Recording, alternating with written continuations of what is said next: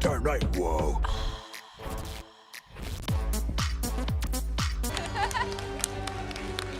Boba Fett's starship.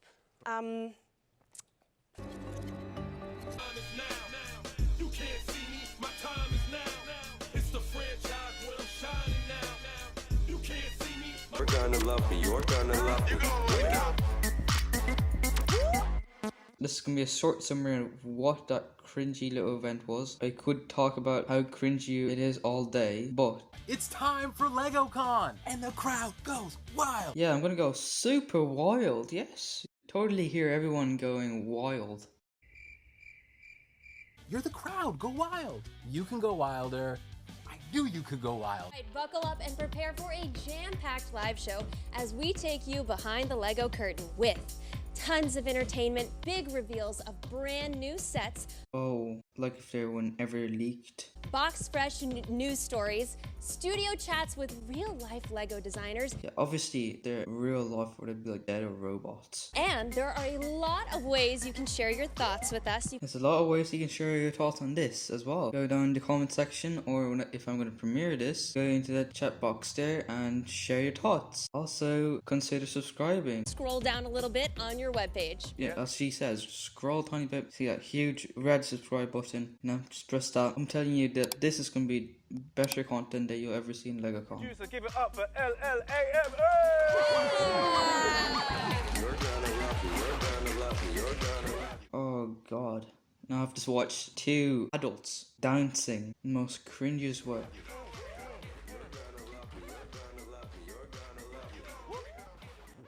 I'm just saying that this is supposed to be an AFOL thing, and so far I don't see anything that's got to do with AFOL. So can I get a go of these at the after party? Is that all right? Oh, please. Okay, cool. Well, I'm gonna leave the decks to you two because I just got an idea for adding some music of my own. Michelle, you can't leave it there. There's only so much anticipation I can take. Yeah, me too. I wonder if they only revealed the gunship, you know? I'll check in with you soon, Melvin, I promise. But first, space has always held a special place in the hearts of so many Lego fans. Yeah, So totally. what better way to celebrate our passion for space builds than with a real-life Lego designer who has worked on some of these incredible sets. Give it up for George, everybody! Oh, look at this. He's real life. No, he's not fake. He's not dead. He's not a robot. Don't worry. He's real life. He's human.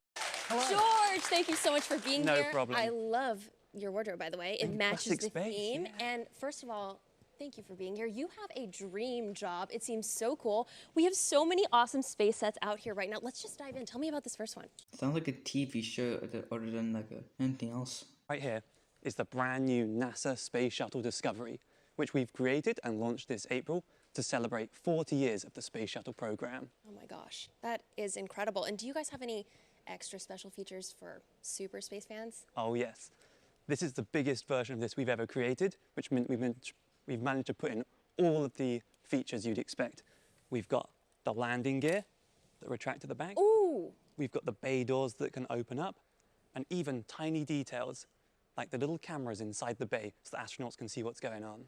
Lego's already made a reveal on this a few weeks ago. It's not much of a surprise. Super space fans, like, we've already seen literally everything what you can do. It's nothing much other than a spaceship. For all the space people out there who like it, just my opinion. ask you some questions about this one too, because this one seems to be the most complex build out of all the ones we have here. Yeah, the city one that for like 7 years old. Yeah, that's the most complicated from the spatial. Yeah, and I think the ISS space thing. I don't know. I forgot what it's called. The city one is so much more complicated. So this is the City Deep Space rocket.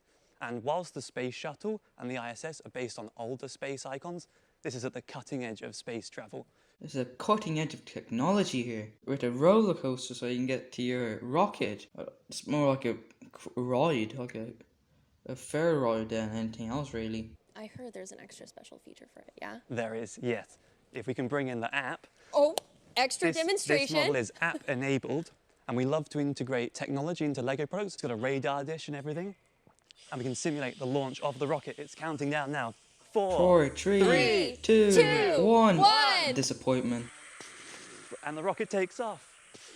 I'm just skipped a bit forward. So it's literally the guy going to Mulaney. I just call her Miss Home because I can't even say her first name. But like she's doing this dot thing, like it's huge, project going through the summer. Well, Melvin, we are inviting our LegoCon audience to launch this new epic build here from Lego House. We call it Dot Lego House. Yeah, Dot Lego House. Such a creative name. Love the name. Yeah. Starting from this moment and then running all over the summer. If you thought this wasn't scripted, you can see that Mulaney or whatever her name is, but there's cards on it. Literally, Lego gave them a script, and now because they're all so good at their lines, they're just going over as if they're just talking to each other, but this is all scripted if you didn't know. So yeah, it's pretty much this guy just made a little dot thing on a 6x6 plate. Nearly falls off trying to put it on. And then they're just talking about Minecraft and Friends, 10 years of Ninjago. Then there's Mario. But first, Okay, the this is the moment that time. you Lego Star Wars Mandalorian The sets. Mandalorian Wow. fans might have been waiting for. Oh, yes, I it's have time for been the waiting for official this. reveal of a very special brand new set. And here it is.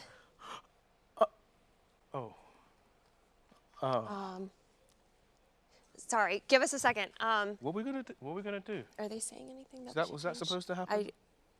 Did we go offline again? Did you just hear that?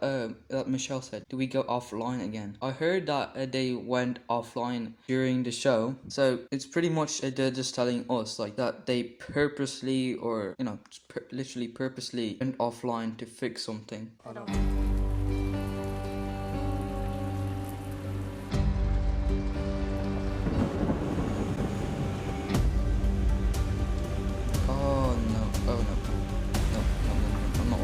Literally, they found two random kids that like Lego. They probably didn't pay them. They probably just gave them 2 Lego sets and then they're like, "Yeah, that's your payment, and I'll just do this." Literally, a kid wearing the most horrible makeup and those things on her head, and a Mandalorian. Lego is a billion-dollar company, multi-billion-dollar company, and they cannot afford to hire a real actress and actor with their actual costume play, just 30 seconds of this to use a force. That's what she's gonna do later on this. She's gonna use her terrible force powers, and there's a Mandalorian guy who has the worst helmet. Literally, it's just a mask. You can see his nose in it. I don't know what Lego's trying to do.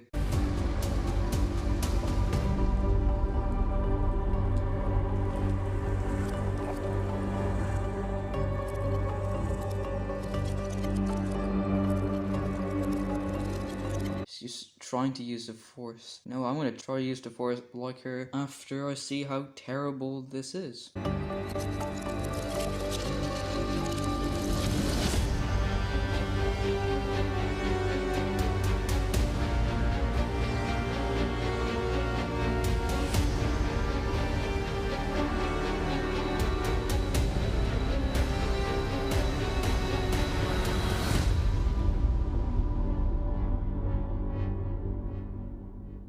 Let's hear it for Michael and the new Lego Star Wars Imperial Light Cruiser! What an epic intro! Yes, Michael. Yes, Michael. Woo! Yeah, this is the guy who likes swooshing his Lego build. Totally not like a kid. Yeah, totally. Yep. This is what every AFOL does. Swooshes their Lego sets as much as they can. Just drop a Lego set outside? No, that's just thunder.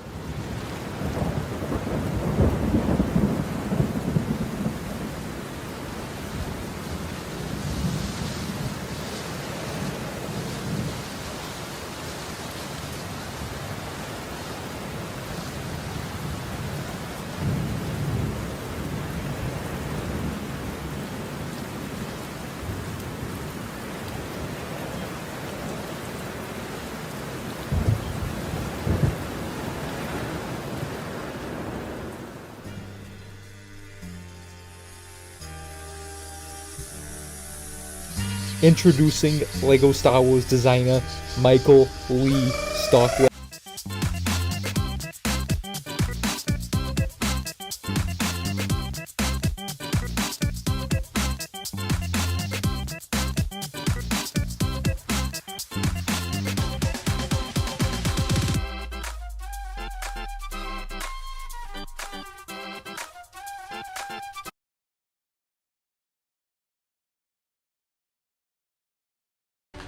What do you think, fans? Let's see those emoji reactions. Come on! Oh my gosh, Michael, we have been so excited about this segment. This is such a super cool set, and it looks like I'm not the only one who thinks so based on our audience reactions we're getting right now. The audience reactions. Seriously, have you seen the audience reaction? They're all asking for where the gunship is. But anyway, let's see how well this guy is going to describe this set. So can you take us through some of your favorite features? Absolutely. Well, as you can see, it's instantly recognizable as a Star Wars ship. It's not quite as big as a Star Destroyer, but it is big, and it's got 3 huge engines on the back, so lots of power. But yet, the size makes it very maneuverable, and this built-in handle, all the swooshability you can imagine. Yeah, the swooshability of an adult, yeah. Totally gonna see an adult, like some 30-year-old or 40-year-old guy who still likes Lego, swooshes Lego sets around. Yes. Swooshability. Love that. Yeah. And then we've got 2 huge turrets here, 4 inbuilt Wow. rockets. We can open the entire front here, so you've got easy access to the detailed interior. Oh, look at that detailed interior. It's literally just literally 4 chairs and a mug. Super detail, everyone. That's what we call detailed interiors. If you didn't know how you make detailed interiors, you literally put a few Lego chairs and a mug in it, and it'll be super detailed. Then you'll be instantly a Lego designer. To be honest, I like the minifigures. The minifigures are literally the only best part of the set. And then we've got an awesome lineup of figures, so you can play the scene out from the film itself. So cool. Then the last little, but not least feature, we've got these really cute little TIE fighters. So we can open up the front here, place the TIE fighter in there, and then launch the TIE fighter. Incredible. Okay, I do like that feature, but I just don't understand why that's more of a thing that kids really do than an adult. But I appreciate the little feature. I wouldn't say I wouldn't like it, but they could have done better. We all know that. That is so cool. But Michael, what were the challenging parts of designing a set like this, man? Well, I mean, everything we design in Lego is challenging because some things are easier and some things are more challenging due to the shape of the bricks. Their excuse to this is the shape of the bricks. The challenging part is trying to make all your Lego fans super hyped about a Lego set, and then you give them the worst and most expensive Lego set there is, and then you make the biggest excuse in the world. Then somehow kids buy it because they're like spoiled and they have like 200 euros on them. But we always go for the shape of the ship. That's the key thing. The next thing we have to do is try and put some functionality into that. So as many play features as possible.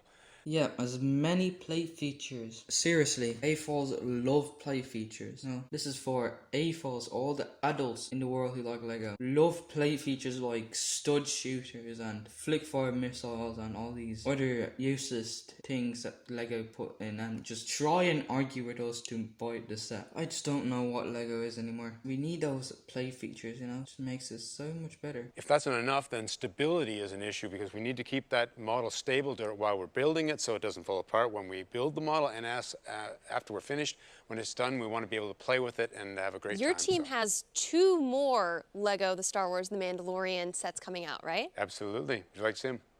Yes. Yes, we want to see all of it. Yes. I'll just take them over here. There we go. So this one is called the Armored Marauder. Okay.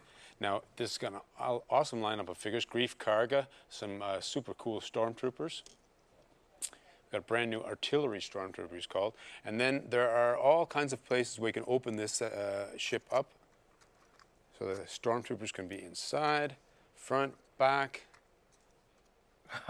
The detail, man. Oh, yeah, the detail. Wow.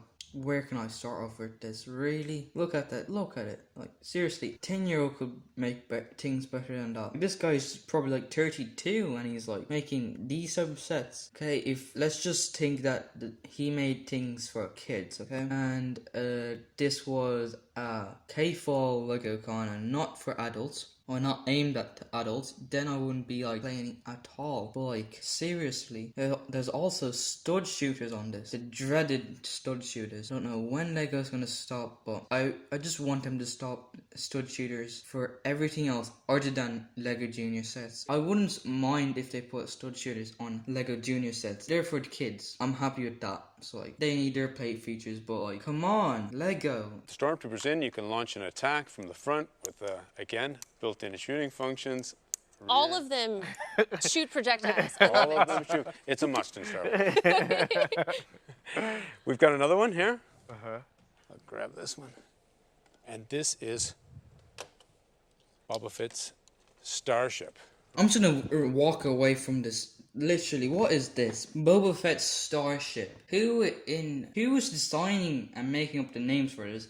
Who is this guy? Like, has he not, like, even seen Star Wars? Are they, like, just looking at images, not knowing what this name is, and then just building? Because that's what I'm getting the feeling from. Like, they're just building things that I do not know the name of, do not know what they are. Boba Fett Starship. What? It's like calling the Mandalorian's Razor Crest the Mandalorian Starship. Recognize that? I totally recognize that. It doesn't look like this Boba Fett Slave 1. No, it's totally a different ship.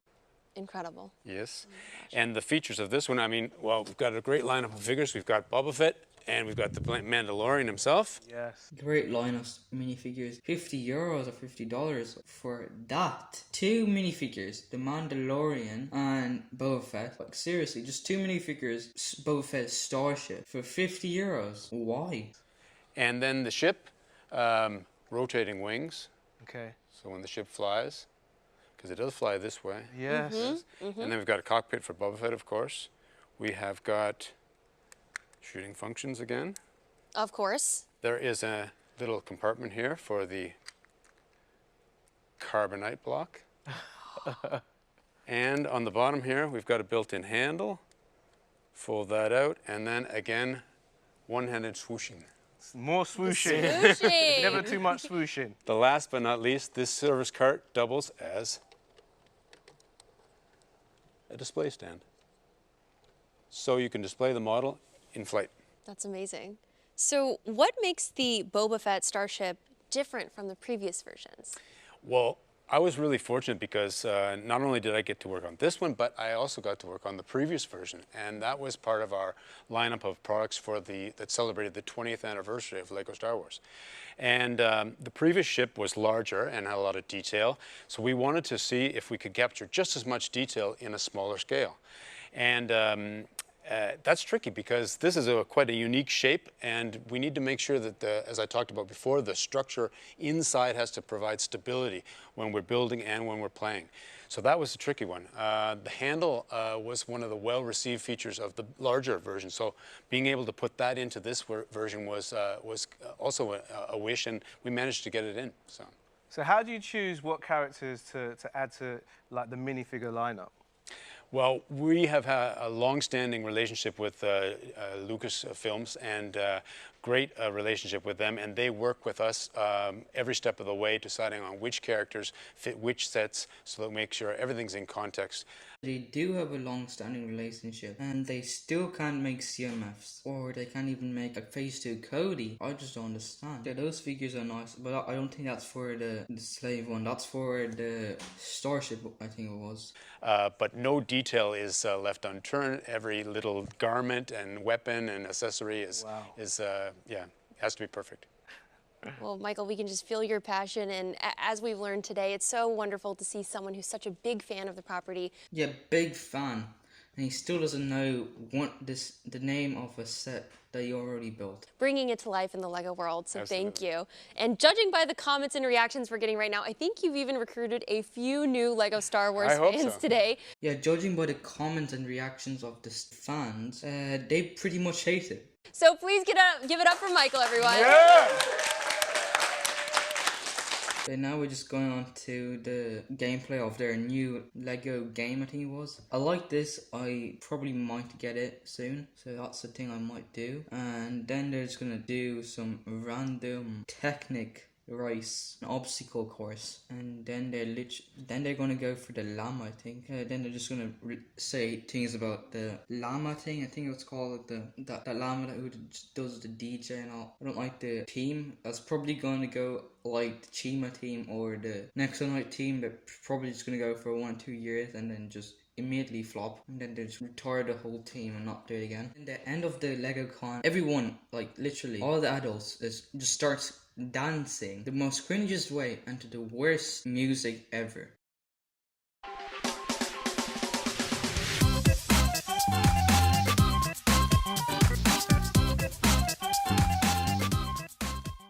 So yeah, that's pretty much sums LegoCon, and I do not want to see them in 2022. LegoCon in 2022. Nobody's going to be hyped, and the viewers are going to be drastically low because we already saw how bad the first LegoCon was, and if Lego just did a better impression on all of us and not make it as cringy as they did right now. So yeah, if you watched this far, honestly, I don't know how you did. Thanks for watching. Please consider subscribing to this channel to see more content like this. So if you like that, please go like this video and subscribe, and I'll see you in the next one.